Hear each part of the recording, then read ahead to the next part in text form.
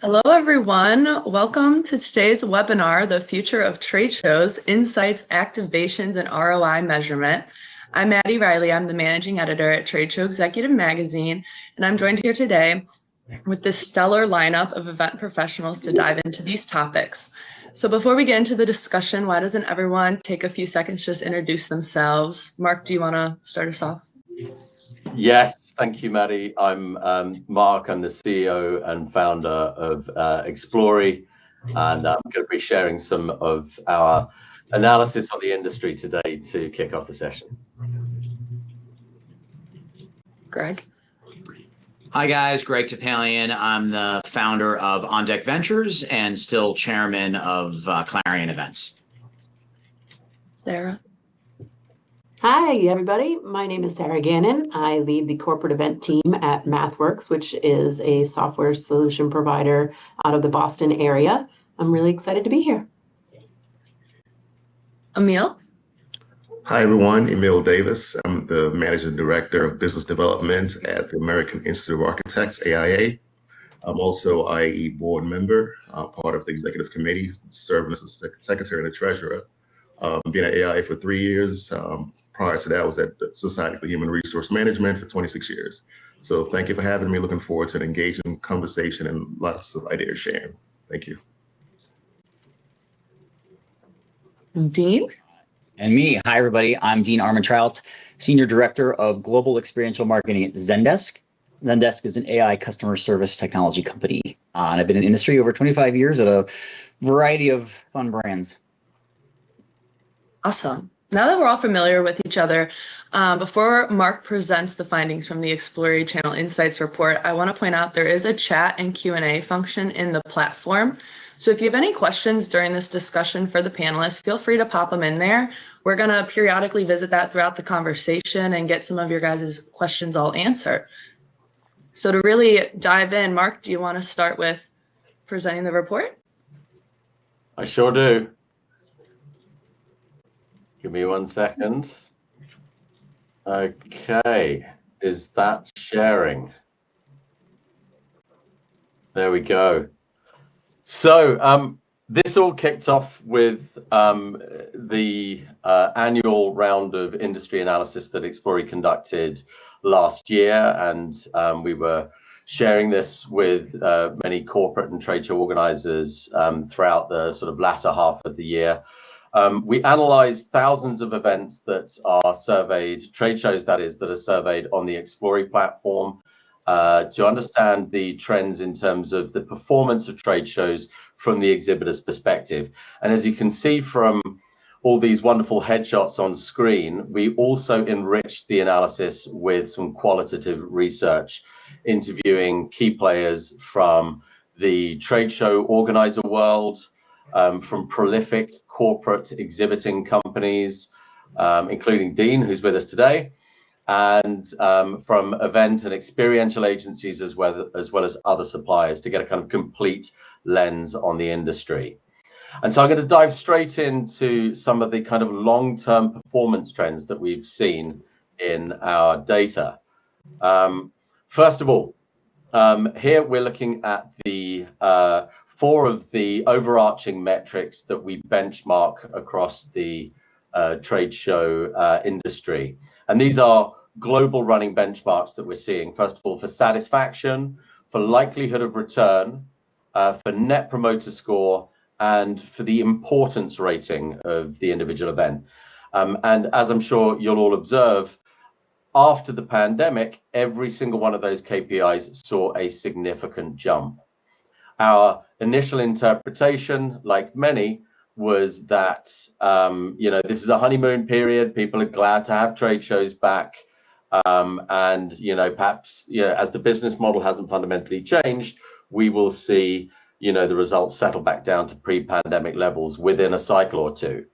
But what we can observe and say today, particularly as we now have the 2025 data, is that there have been a set of changes in behavior and in strategies and circumstantial changes as well that have seen what I would say at this point is a lasting change in the performance of trade shows in terms of the outcomes that exhibitors are seeing. So we'll take a quick look at six of the fundamental reasons that are underpinning this.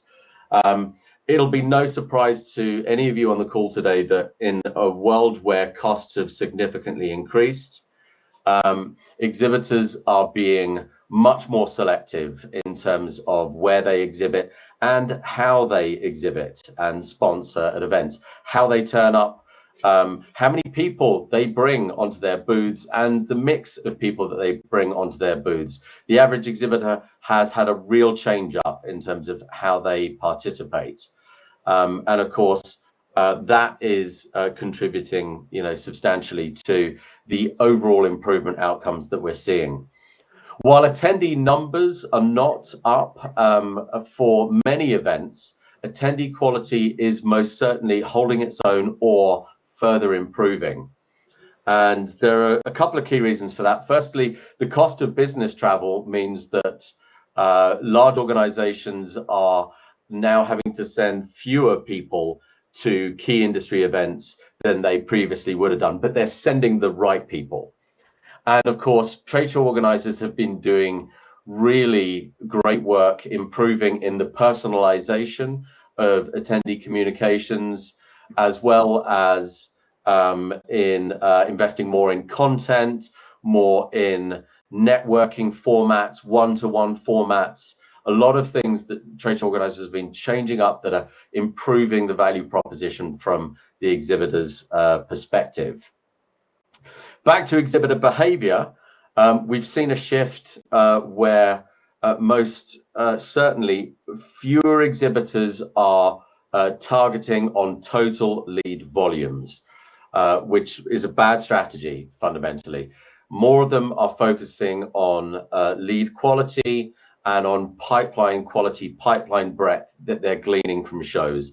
And that is a recipe for improved outcomes and an improved focus on what they achieve in their booth strategy. The technologies that are being used, both organizer side and exhibitor side, have matured and improved across the board. That's matchmaking systems, lead retrieval systems, meetings management systems. These are improving outcomes, engagement, and the data that enables both organizers and exhibitors to learn and improve strategy. So we're seeing some payoff for this, which is a kind of longer term contributing trend in the outcomes that we see today. We also, however, are seeing in a world where the average sales team is comparatively starved of face time with their existing customers, we're seeing a growing percentage of exhibitors using trade shows, not just to generate new leads altogether, but to meet with their existing customers. And the exhibitors that are leaning in with that as one of their objectives and strategies for how they execute at shows are seeing notably higher ROI outcomes than exhibitors that are not using shows to meet with their existing customers. So there are some of the key fundamental reasons for the improvement in the results that we're seeing. I'm going to move now to the some of the qualitative findings that came from the project as well. And here,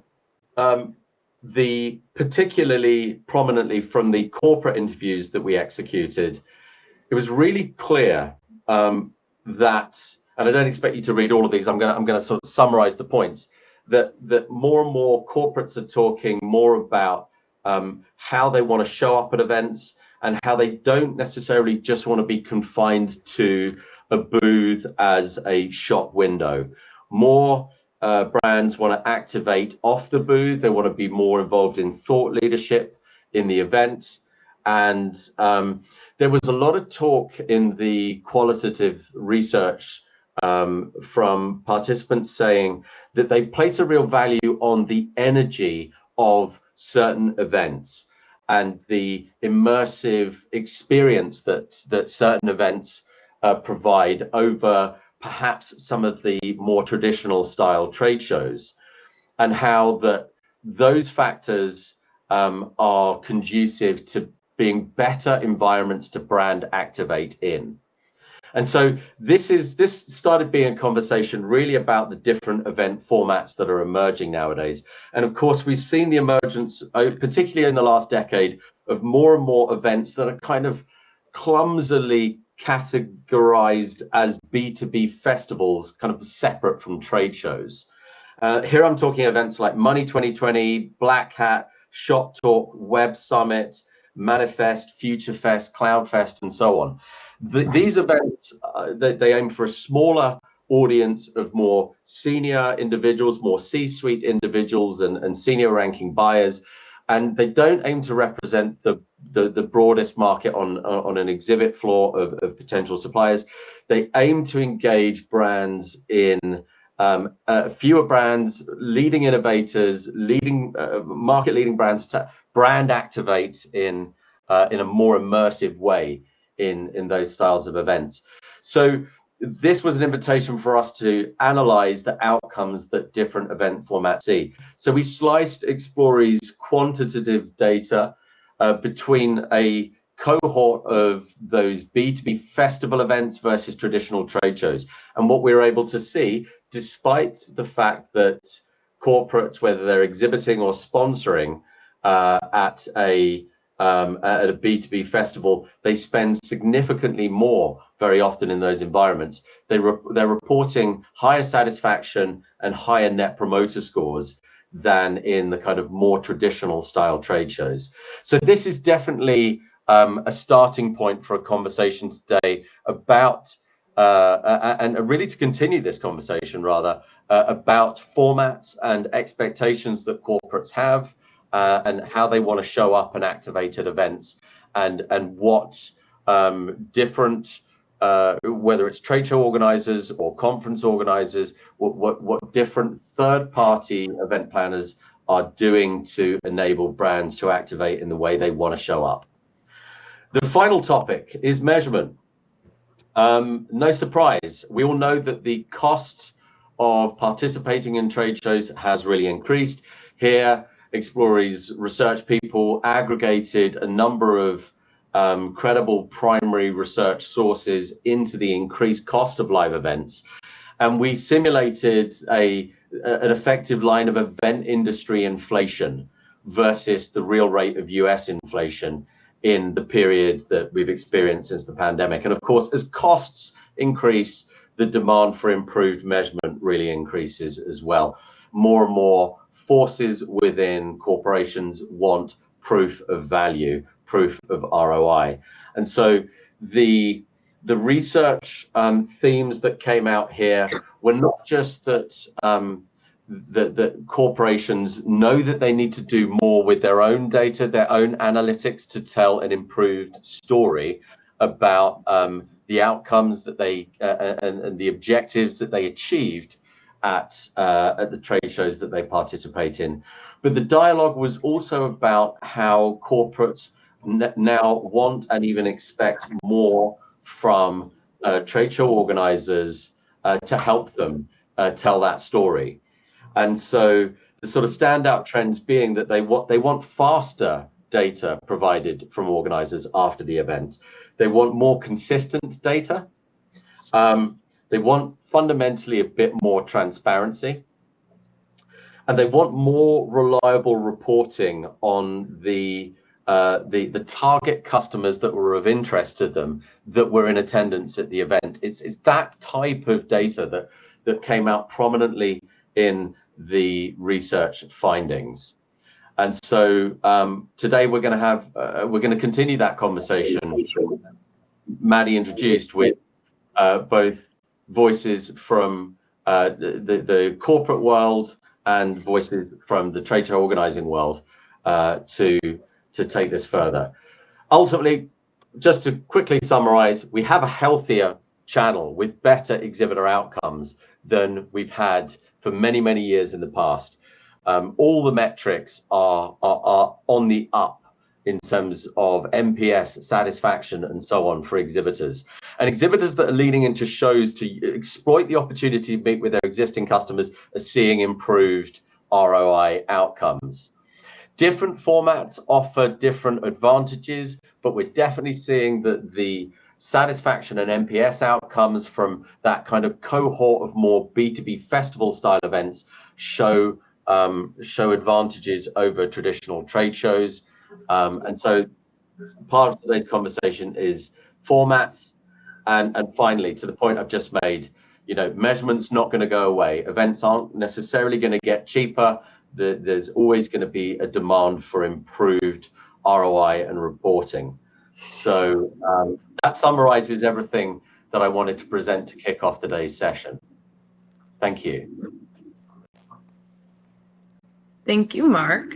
And you really did set the stage for the conversation we're going to have in these topics. But before we turn to our panelists for that, we want to pose a poll to the audience about the event formats that are catching your eye. Let me see if she's on screen, and you can select all that apply for you. And we'll keep that open just for a few seconds to see what people are saying overall.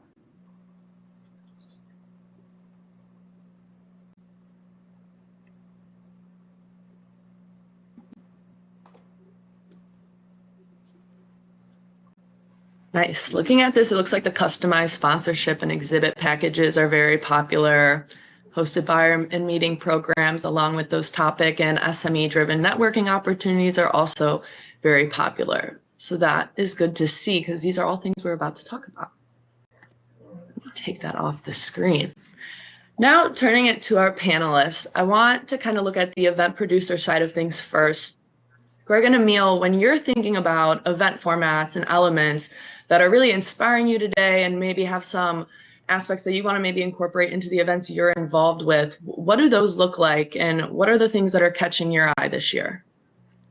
All right, thank you, Maddy, for that question. So I'll jump in.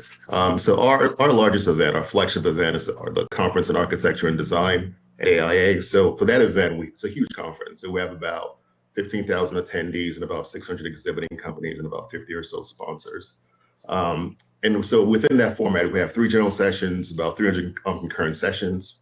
So what we try to do is we try to come up with other ways to change the programming a little, to offer more options to some of our attendees and our exhibitors as well. So what we offer currently, we have like some sort of like micro experiences. So we have like a C theater where folks can get learning credits as part of their membership within the organization. We also have like our learning lounge as well, similar situation in terms of credits. Then we also have sample galleries. So we are in the AEC industry, the architectural, engineering, construction industry. So we get a chance to engage some of our exhibitors and sponsors to showcase some of their materials for our attendees. So we have that. And then we also have our like expo tours as well. So this is where we customize different categories. So for example, if it's window, if it's flooring, whatever that category is, then we'll coordinate those with exhibitors and have some of our attendees sign up. And then we walk them through to different locations, and they get credit for that as well as part of their CE credits initiative for the organization. Then more importantly, this is one I'm real excited about. We've just recently, well, 2 years ago, we started implementing a really robust AI matchmaking.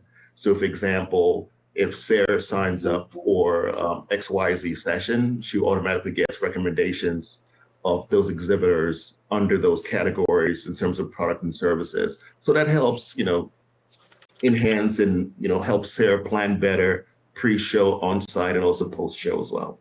So those are some of the few that comes to mind. I like that. Maddy. It's so popular.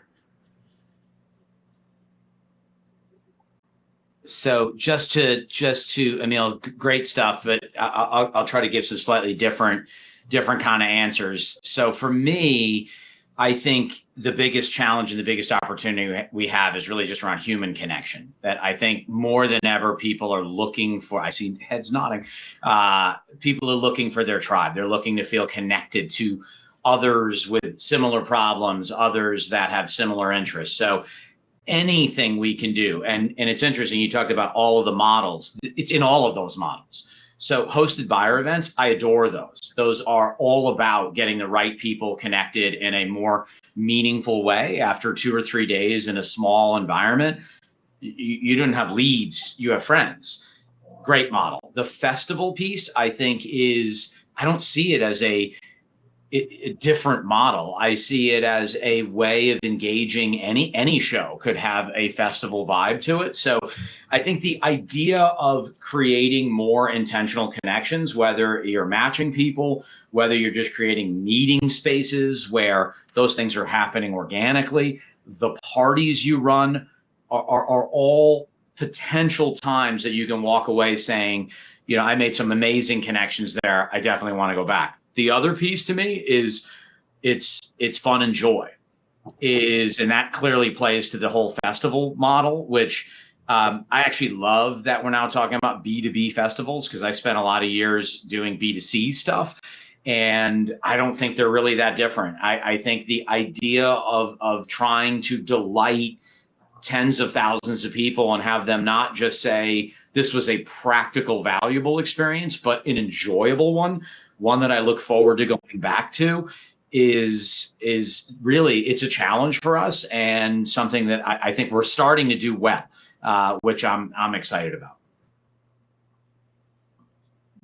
Definitely. Turning it more towards Sarah and Dean's point of view. So you're hearing what they're saying is kind of inspiring them right now, these new elements, whether that's robust education, matchmaking, personalized recommendations, different formats. I'm curious, are those things that are also resonating with you in the way that you want to show up to events? Or maybe what are some of the formats that are really catching your eye this year? I can start off. So you saw me emphatically nodding my head as Greg was talking about the human element and the connection. I think for me, that's really important. I think when we talk about opportunities to connect with the right audience off the show floor, I think from a trade show strategy perspective, we're really looking as exhibitors, as sponsors, we're really looking to connect with specific types of people, right? You always have the age-old argument of, are we truly seeing executives on the show floor? Well, no, they're not the ones walking the show floor. So where are they going? What are they doing? Because they are in attendance. It shows that in your stats from the show producer standpoint. So where are they and what are they doing? So creating those moments where those decision makers are gathering together and creating that what's in it for me opportunity for them, so that I can show up as a sponsor and have exclusive access to that group of people, that's going to be extraordinarily valuable to me. So I think any formats where we can see personalization that attracts specific groups, so that those people that are looking for those specific groups know where they need to be. Anytime that we can facilitate deep, meaningful engagement, so not just walking around a show floor, but creating opportunities to connect with each other off the show floor too, is just as important from a show producer standpoint for me.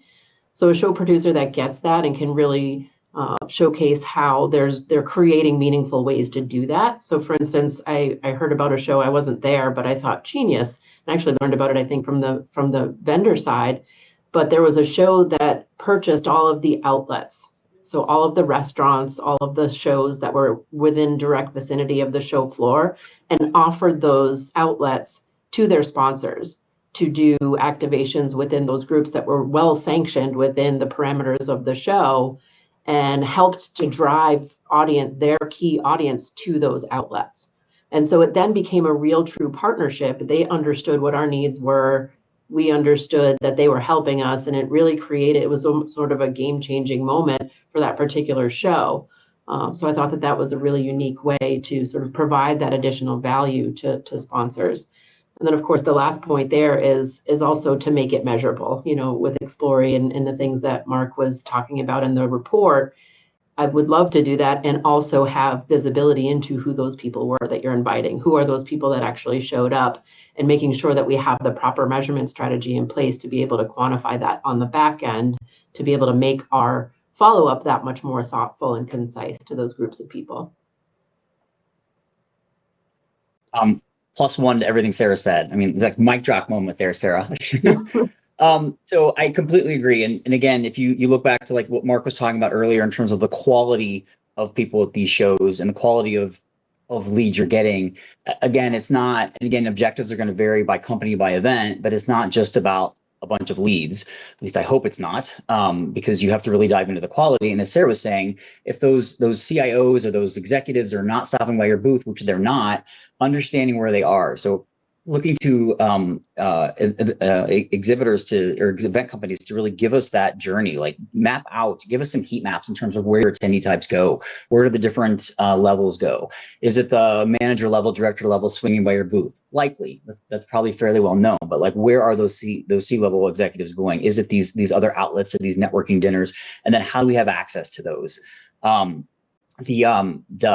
I think it's the personalization of that is key, and then also understanding more data from the show organizers in terms of, don't just give me, and I realize there's a million hoops to go through around this, but like in the perfect world, it's like we're getting more data on not just the companies that are showing up, but the roles and the industries, so that we can target our messaging in the booth for those that are going there, but also figure out where can we then find those and how can we tailor them. And that also helps us understand, like, is this the right show for us?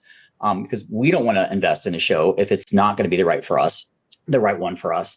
And it's going to help both of us, from the show organizer and us. Like, if we're investing in the wrong event, that's not helping you, because we're not going to come back.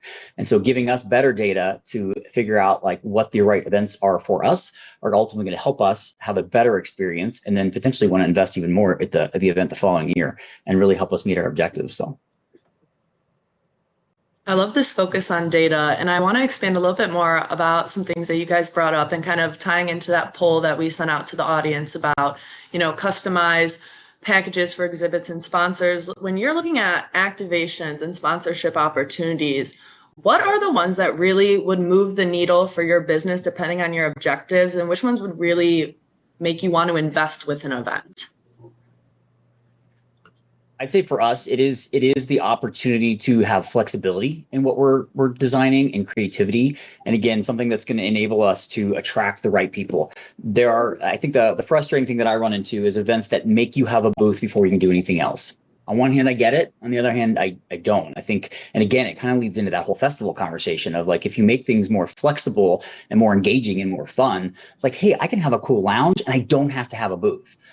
Because sometimes a booth is not where I'm going to make any connections or make any money, frankly, out of. It's going to be more of these tailored experiences. So those are the things that resonate with us, where we have the flexibility to do what we want within reason. Obviously, we have to follow certain guidelines, and we will, of course, do that. But that really enables us to have better experiences that we know are suited for the attendees we're trying to attract.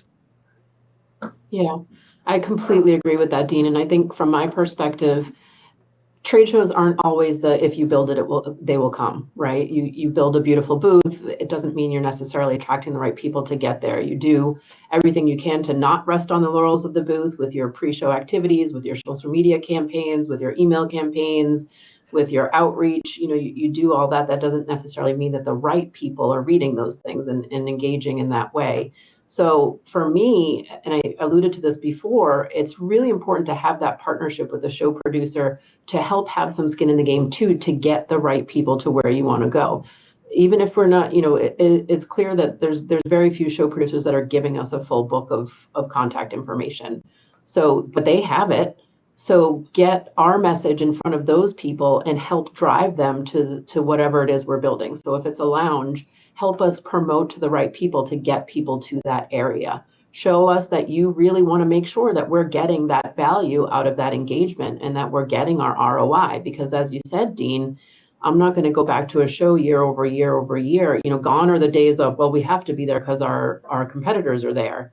If I'm not showing ROI, if I'm not showing that we're actually driving business as a result of these engagements, we're not going to get to go there. My immediate past life, where I was previously to MathWorks, if we didn't get contact information from the show producer, we didn't go. So even up front, if we weren't getting the data that we needed, we wouldn't invest in that show. And some people were surprised that we pulled out of some shows as a result of that. But if we can't prove, events are a huge business driver right now. We're taking over, the whole marketing mix. A lot of the most heavy investment from a company is in events. And so it's so important for us as event leaders to be able to show what we're getting out of it. Gone are the days of, yeah, well, it's nice that we were there. It's good that we were there. No, what did we get out of it? What did we drive? What revenue opportunities? What connections did we deepen? How did we cultivate or move the needle or impact velocity? It's not all just about revenue, but how did we move the needle on getting people into the pipe or through the pipe as a result of this show? And so all of those data points are very important as we go into it. So I think for me, it's not necessarily about the what, it's about the how and the why that we have in terms of why we're there, and making sure the show producer is partnering with us to make those activations really impactful. Yeah, If I could add on to that, just something that Sarah just said that is key, and you mentioned earlier, and then you just kind of closed the loop on that as well, is that partnership between us and the show organizers is very critical. I think the most successful partnerships we have are when the show organizers sit down with us and say, what are your objectives? Is it about leads? Is it about brand awareness? Is it about something entirely different? Or is it both? And then helping us curate that experience based on what we're trying to do. And I get it. Your bigger sponsors and exhibitors are going to get more attention because they're paying more money. But again, when you get the smaller ones in the door, that's a stepping stone for what that could be. So if you're willing to sit down with us and truly have that partnership from the beginning, that's what we're going to best respond to, and then feel like we're appreciated, and then feel like we're exactly what Sarah was saying, that you're going to help us do what you can to help us meet our needs. Now, I just want to follow up real quick what Sarah and Dean just alluded to. They're spot on. Think about it from a show organizer's perspective. Sometimes, a lot of folks have been guilty of it, including myself. We come up with a sponsorship, and then you just hope it gets sponsored to cover the expense and potentially net some profit on the other side, right? But those days are gone, like Sarah just alluded to. That conversation got to start at the very beginning. Take your sponsors or potential sponsors or prospects to the site visit if budget permits. Have that conversation, like Dean alluded to, in terms of what their objectives are, their leads, and customized packages. Those are some of the areas that we're seeing some tremendous success with, especially around activation and immersive experiences. They want to be a part of it. You'd be amazed how much more flexibility around the budget your sponsors will get once they realize that, they are your true partner and you value and respect each other throughout the whole journey. So they're both spot on.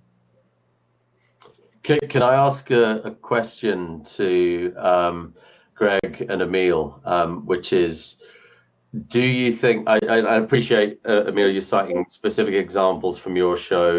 Greg, obviously, you have a much broader lens in terms of your position in Clarion and elsewhere. Do you think that the average trade show organizer is already well set up for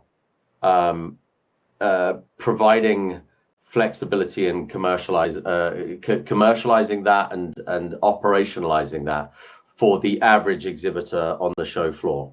Or is it bellwether territory only, the kind of deals that event directors can cut? How well set are we when we look at the average trade show team to respond to this? Sure. I'll jump in on that. I would say in general, I wouldn't say that well. And I think that's been an opportunity for entrepreneurs and more progressive organizers to create a different relationship, right? Whether it be around, and this doesn't have to be big exhibitors, and it also doesn't have to be big shows. I would actually say it's more of an imperative on a new show to figure out, how do we create activations? How do we create interesting, an interesting event where you're not funding it all yourself? Like, the best source of being able to do that is actually talking to your sponsors, talking to your exhibitors, not about, well, how much space do you need, but what are you trying to achieve? What are you announcing here? What are you bringing? Could that be an actual experience area or a meeting area or a hospitality area? All things that are much better and cooler for everyone. So I think huge room, Mark, huge room for us to get better at this. And what I love about it, though, because I do spend a lot of my time with early stage businesses now, is this is the way they have to think. If you're going to try to disrupt an industry and you're not the big show, you are going to have to think about how to do this kind of thing well. And there's a business, Mark, through the EVG group, which I'm a part of. I just met with their sales team earlier this week. Brand new show. And it was all we talked about was not getting sponsor dollars. It was about how to get sponsors to think about creating experiences, which would ultimately lead to them having a great experience. And guess what? Probably spending more money. Yeah, same thing that Greg just mentioned. I don't think a lot of folks are prepared for that at the moment, but there are a lot of opportunities as well. And quite frankly, sometimes the conversation might need to get elevated to senior management in terms of allowing, your team, the events team, or the trade show team to get more creative and offer more flexibility within the shows. And sometimes it might even get elevated to the board of directors. But us as show organizers and producers, we have a lot of power within our respective organizations because, quite frankly, we bring in a lot of money within our organization. So feel free to talk to them, get those approvals, but again, what Sarah, Dean, and Greg mentioned, the new tradition, the new path in terms of sponsorships is getting your sponsors involved much sooner. Let them be part of the conversation and creating customized packages just so they have really great ROI at your event. Yeah. And one thing to add, Maddy, I see there's a lot of comments in the chat about mid-sized and smaller exhibitors. And, as it depends on the show, sometimes that's us as well. And so I think what's really important, most larger shows have advisory boards and have members that they've pulled in. Some shows I've seen, they only pull in their anchor sponsors. They only pull in the larger sponsors. I think the show producers that are looking across their entire spectrum of their book of business and bringing in those smaller sponsors and bringing in those mid-sized sponsors and hearing them and listening and understanding what their needs are, even if they don't have time, because I know that there's a resource issue that's been brought up in the chat about some show producers don't have resources to cater to every single 10 by 10, 10 by 20 booth. But if you're at least hearing the voices of folks that can represent those demographics on your advisory boards, that can be a game changer too. If you're hearing the folks that have their finger on the pulse of the industry, that understand what their peers want, and that they're bringing that representation of that voice to the table in those advisory meetings, that's important too. So if show producers are not already doing that, I think that's an important way to help alleviate some of that struggle with those smaller and mid-sized exhibitors. Yeah, I definitely think the conversation around exhibitor advisory councils is so important. And I think that we're seeing more and more people lean into that on the show producer side of things. I want to make sure, because something that we've been talking about and mentioned throughout when you were talking about the activations that are really resonating with you is about being able to measure your performance. And before we get into the measurement part of the conversation, I want to make sure that we are addressing some of the questions that are in the chat. Going back, I think this one goes back to, Mark, your presentation from the Insights report, and it has to do with what hospitality can exhibitors extend to their existing customers for an enhanced attendee experience. I don't know if Mark or if someone else wants to take that one. Yeah, and so our data didn't investigate specific hospitality activations. So I can't talk to that from a data standpoint, but Sarah and Dean, you guys activate a whole bunch of events where you're specifically intending to engage with existing customers. What's worked for you? I think from my perspective, it really depends on who we're trying to engage with. I think anytime that you can, to circle back to the top of the conversation when Greg was talking about that human connection, that moments where you really are able to have that deep, meaningful engagement. I think what that means for your particular audience, it really differentiates, or would dictate rather what it is you would want to do. I've seen everything from, like I said, taking over an outlet. One of my past lives, we took over, we were in San Francisco and there was an athletic shoe store that was in the direct vicinity of the convention center. And we took that over and did a really unique hospitality with the ability to personalize a pair of kicks while you were there. And that was sort of brought people out of the convention center, brought people out of their normal day-to-day in and out of, trade show ballrooms and getting them into a unique environment and to do something cool and have a tangible takeaway to remember the engagement with. So that's something that I did that sticks out in my mind as something that was memorable, and really helped us to be able to facilitate those intimate, deep connection conversations, because it was a small subset of folks and a very curated list that we made with the help of our sales teams in order to get the right folks to that engagement. Yeah, I agree. I mean, it's bringing the experiential side to events, and it's in however you can do that. So I wholeheartedly agree with everything Sarah said. Finding those opportunities, those moments, those experiences, they're gonna let you be able to get the right people in the door. And again, goes back to like making sure you're understanding who those people are that you're trying to get in there.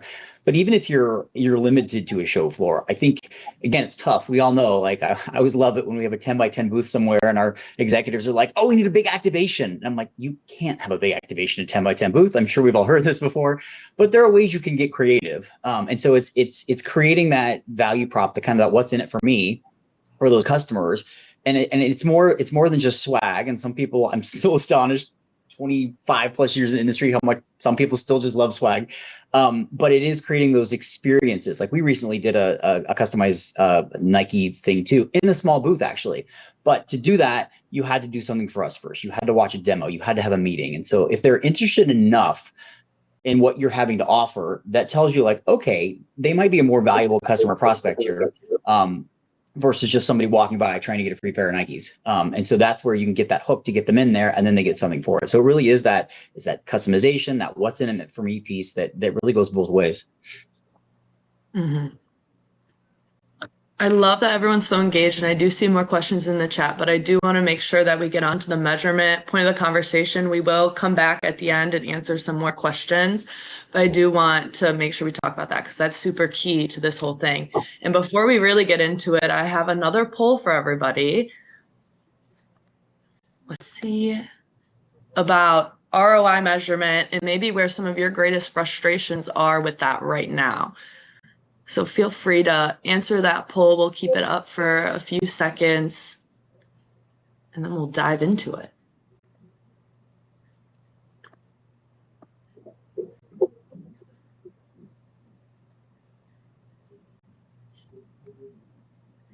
Looks like a majority of us are having frustration around explaining what the ROI from events is to leadership to help justify spend, as well as system integration between organizers and the exhibitor and sponsors. We have about an equal number about identifying KPIs and then also understanding how to measure for those. So that is great to see because, again, these are all things that we're going to talk about right now. And I want to ask the same question, Sarah and Dean, when you're looking at measuring your ROI from events, where are your greatest frustrations? All of those. Well, you can expand on them. Yeah, totally. I mean, it literally, I mean, it is varied. I mean, part of it is the data you're getting from the show organizer. Like, is it enough data for us to do something with? It goes back to my earlier point of like, can we get more data than just like name and company? Can you give us industry? And granted, we can have a lead retrieval system. We can customize those. We can get that data. But I think we all agree the more things you have to ask when you're in the booth, the greater chance you have of losing the person or someone not stopping by. And so minimizing that is great. I'd say system integration is probably key as well. And that goes on both the event organizers as well as the companies exhibiting. Event organizers that don't give you the API to their lead retrieval system so you can customize it. I think that's the challenge. Like if you can use a third party independently to customize your experience and directly integrate into your CRM systems, then that's a much easier path and faster path for for like corporations exhibiting at events. On the internal side, and I've seen this at several companies I've been at, it's hard in terms of like what you do with the data, how you categorize the data. Attribution can get really messy. I've seen it horrible at a previous company, and I've seen it really good at companies. But it's hard to get that right because you have people setting those rules that don't get events. They don't get what that experience is like on site. And so when you get that data, it becomes a bit of a mess in terms of like, how do we categorize this? How do we identify what's a hot lead? And then making sure you've got the right system in place on your sales team to then funnel put those leads through the funnel in the right way. I think that's the other missing gap that we often see is leads get lost or they just get disappeared. And then 2 months later or 3 months later, you're like, wait, what happened to all these leads? And so it's kind of getting it right on both sides. And it's a problem on both sides from what my experience has been. Yeah, and I completely agree with Dean. I think I get it, right? We have constraints with GDPR. There's security concerns with PII, but not being able to have the data about who we could potentially be meeting with, who we could potentially be talking to, and even when they come to our booth, being able to scan their information and get more information is so vital, again, to not only prove ROI, but also just to decide whether or not we're going to be investing in those particular events. There's outside technologies. Dean alluded to the API and being able to have, a third party tool so that you're consistent in what you're measuring across the board with all your events. And it's easier to have a dashboard when you have a third party tool and there's consistency, because otherwise each and every show producer has a different solution and then nothing looks the same and what you're getting isn't the same. So it is easier if you're doing a lot of third party shows to have a tool. But also when it comes to scheduling meetings, right? We use in my previous life, we used a tool, Jiffle Now, for all of our meeting capture, which now is, got bought out by Cvent. But what we would do was take the list from the show producer and port that in. So as we were scheduling meetings, we could easily pull in the contact information. Now, there's a way that you can build that in yourself by asking all the questions, but the less you can make it, the easier you can make it for your attendees and not have to ask them all those questions, the better. So I just implore all of the show producers of the world to give us better data, because up front, it's going to help us and also in the back end in terms of following up. But to Dean's point, one thing that I wanted to emphasize, we also have to take ownership of this as event leaders, as event managers. It's not, okay, the event's over, let's move on. We have to partner with our sales teams to make sure that those hot leads that were identified, like everybody, no matter what lead retrieval system you have, there's always a hot button or must follow up or important contact or Mayday, please follow up with this person immediately. And to Dean's point, so many of the times, those folks even don't get followed up with. So take those hot leads and make sure that you are following up. Take ownership over your events and make sure that you're putting in the legwork or assigning it specifically, even if you're working with your BDRs or your SDRs or someone, make sure that you're going through and becoming personally responsible for that follow-up. And I know we're all so busy and that's a really hard step, but it's so important, especially when it comes to those whale deals that we could potentially be moving the needle on if we just had that immediate follow-up and follow through. So, that's one piece of advice that I have is just take ownership over that data and make sure that you're engaging with the right people to have that done in a timely manner. Mm-hmm. Returning back to something that you guys brought up was about getting the data from the show producer. So that way you can target people better at the show. Aside from that, what are some of your expectations for event producers when it comes to helping you measure and understand your ROI from participating in their events? I think it goes back to what we were talking about earlier is taking the time to sit down with us up front. Like, what are your objectives of this event? And that's exactly where it starts. Are you after leads? What kind of leads are you after? Are you after brand awareness? Because those experiences are going to be completely different in terms of how you then design what you're going to show up as. So and then ideally that partnership continues to say, okay, based on these objectives, here's what we recommend, whether it's this thought leadership component, whether it's this experiential component, or whether it is a booth. And then and then the placement of that booth in terms of what's part of the show floor you're in, based on what industry you're in or category you're in. All of that is critical and should be that conversation versus here's our sponsorship prospectus, go figure it out.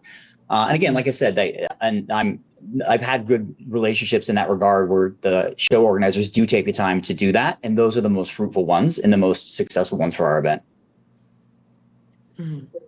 An observation I have here is that, particularly from the comments Sarah and Dean have made, is that when you show up at different shows with different strategies, you want different data.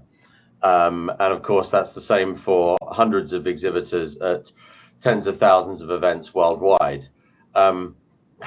Does it, so I've got 2 points to make here. Does it become practically impossible for the trade show organizer to satisfy the reporting demands of such a widely varied group of exhibitors? And so that's point one. Is the brief clear enough in terms of, like, do you think that a group of significant corporate exhibitors of different sizes could come together and create a common reporting standard that would actually help organizers go, all right, we've got the brief, that here's something that could work for everyone, no matter what their objectives? Is that something that could solve the problem here, or is that a crazy idea?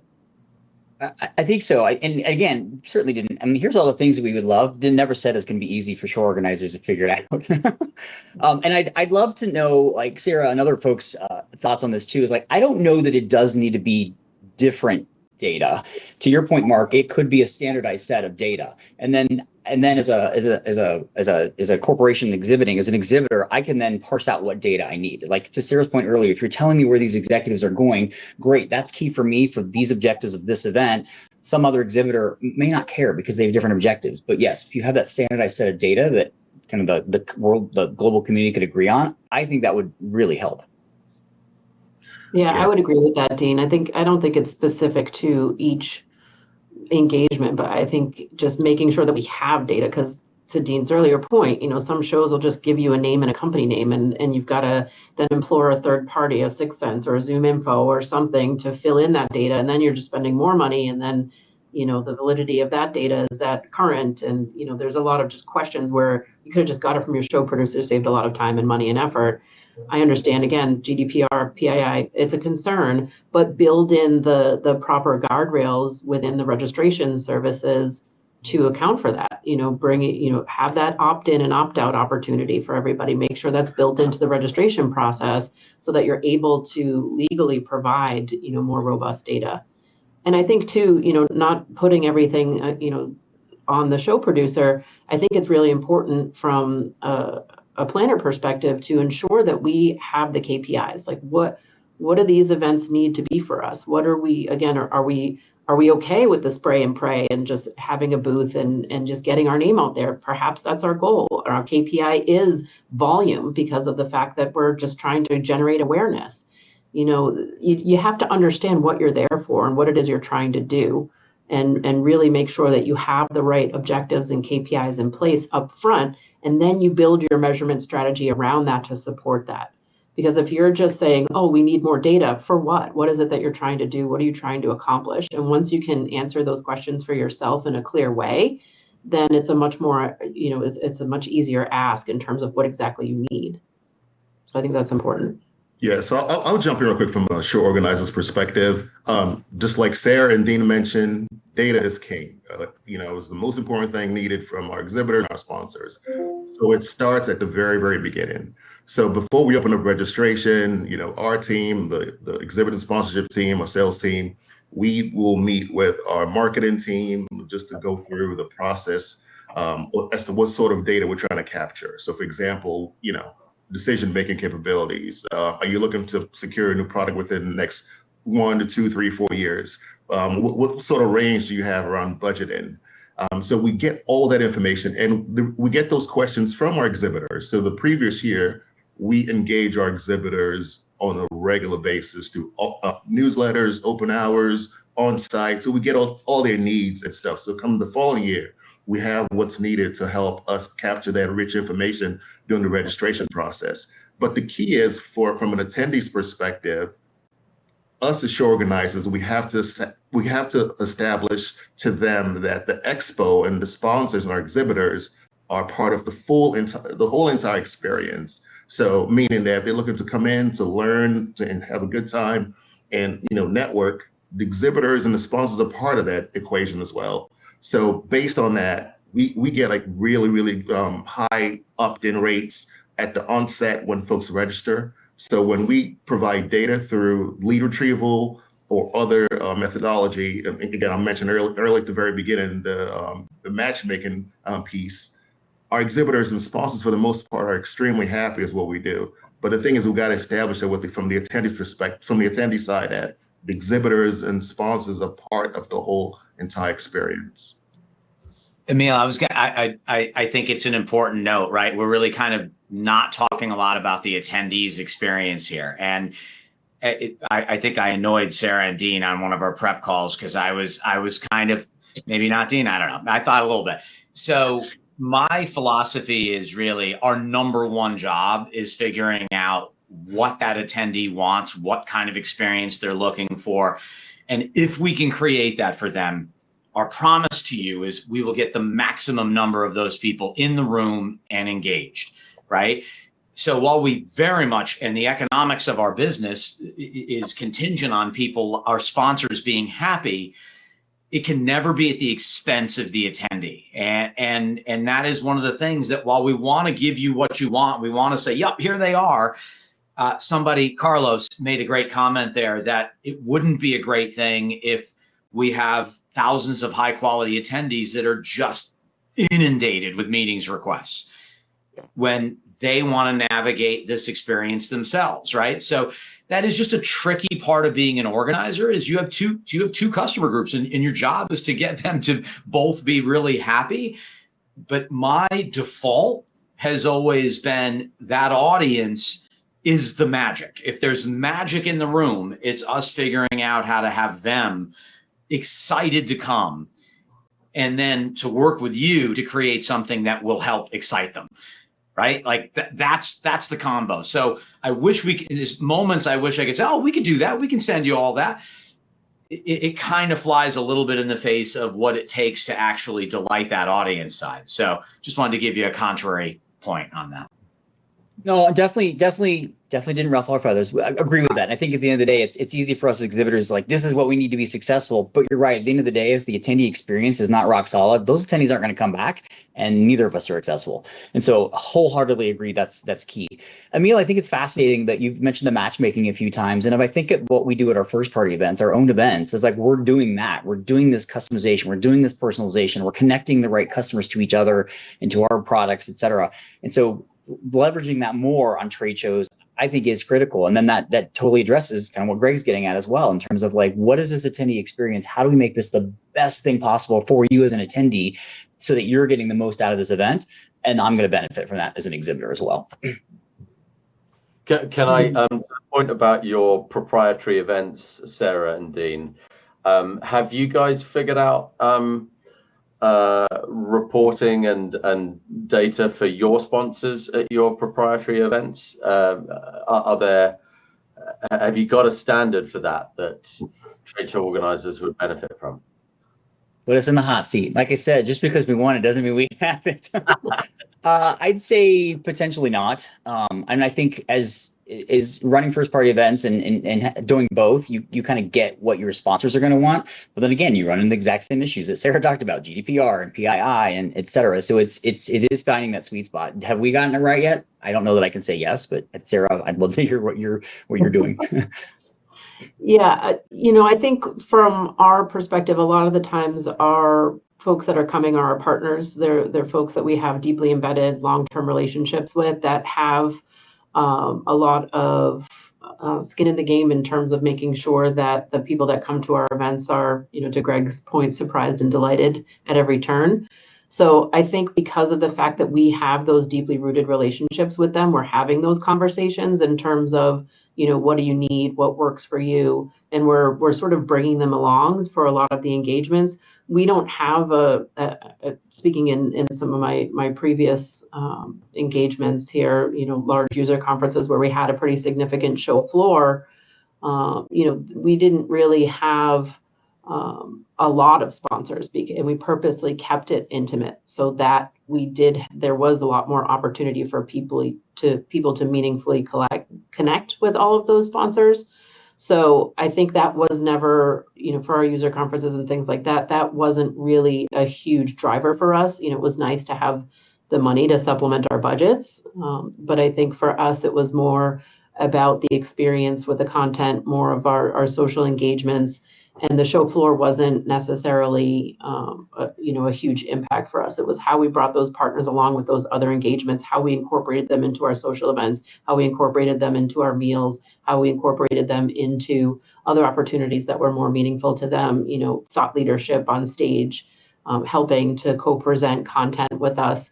Those things I think were a lot more valuable to them, again, than just having a booth on a show floor. That was certainly an element, but I think making sure that we were getting them integrated throughout the entirety of the show was really valuable to our partners. Yeah, I would agree. That is one thing we do is, and again, it goes back to have that conversation up front, establish that partnership, and like what is going to work best for you. That said, at least speaking from my current role, we have a small number of exhibitors, so it's easier to do because it's not high volume versus you take a much larger show. I get the challenge there in terms of like having that conversation, and people have referenced the resources within the event organizers. It's a big lift to have that one-on-one conversation and really map that out for each exhibitor. Right. Same. Yeah, we had definitely a more intimate group as well. Mm-hmm. I want to be cognizant of everyone's time because I know that this was concluding at 12, but for everyone on the call, please know that you'll get a recording of this webinar at its conclusion. That way you can always refer back to the conversation and insights that were shared today. I know there's still a lot of questions in the chat. Please feel free to connect with any of our speakers on LinkedIn. I know that that's linked into the registration page. I'm sure they'd be happy to answer any questions you have about what they've shared today. But we just want to make sure that we're not taking up any more of your time. So thank you so much for joining us today for this conversation. This is what we need to do to keep moving the industry forward. And we all hope you have a really great rest of your Wednesday. Thanks, Maddy. And a huge thanks to Greg, Emil, Dean, and Sarah for doing a great job today. Pleasure. Thank you. Thank you For having us. Thank you all. Bye.